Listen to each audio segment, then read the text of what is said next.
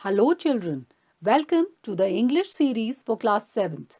Today, we'll discuss the first poem of your English textbook, The Squirrel, written by Mildred Bowers Armstrong. It's a very short poem about a small animal called the squirrel. Hope you all must have seen the squirrel and noticed its activities also.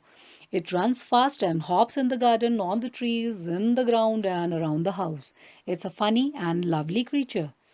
बच्चों, ये एक छोटी सी कविता है एक छोटे से जानवर के विषय में जिसे स्क्विरल या गिलहरी कहते हैं। आशा है आप सब ने बगीचे में, पेड़ों पर या घर के आसपास कभी ना कभी इस जानवर को ज़रूर देखा होगा। यह एक प्यारा सा छोटा सा जानवर है। Now let's read the poem first. You can pause the video and read by yourself और you can read it with me. So now let's start the poem. He wore a question mark for tail, an overcoat of grey. He sat up straight to eat a nut. He liked to tease and play. And if we ran around his tree, he went the other way. This poem is by Mildred Bowers Armstrong. Now, let us understand the poem word by word. आइए अब इसे समझने की कोशिश करते हैं। He wore a question mark for tail. He here is referred to the squirrel. यहाँ पर squirrel को he कहा गया है and it is said that his tail looks like a question mark. उसकी पूंछ बिल्कुल प्रश्न चिन्ह जैसी लगती है।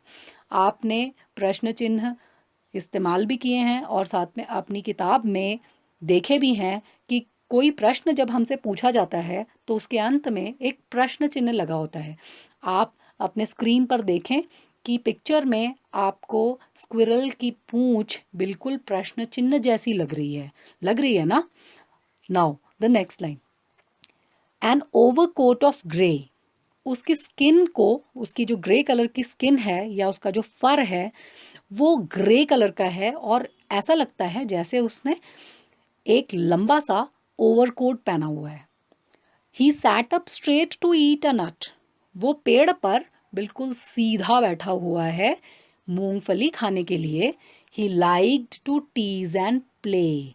और उसे सबको चिढ़ाना और खेलना बहुत अच्छा लगता है।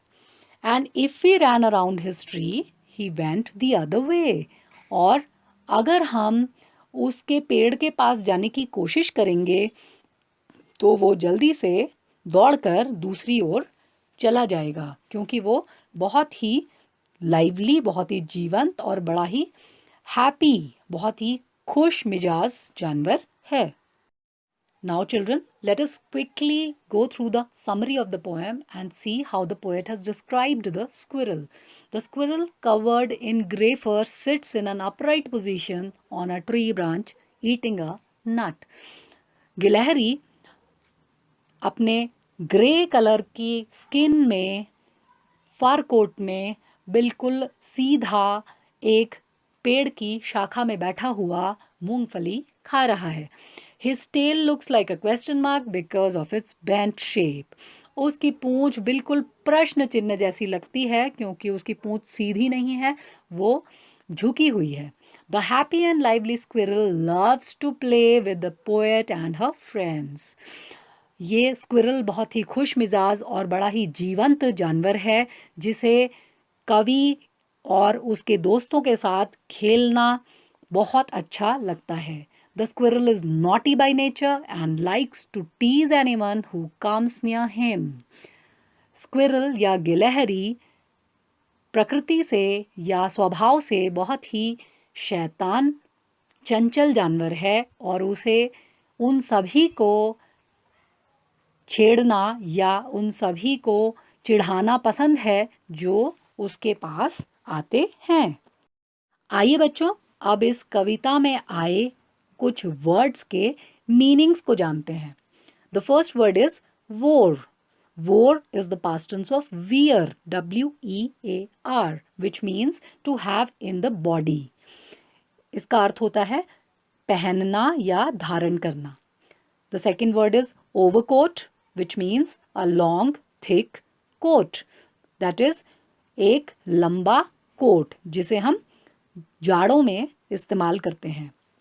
The third word is grey, that is the grey color. स्लेटी रंग.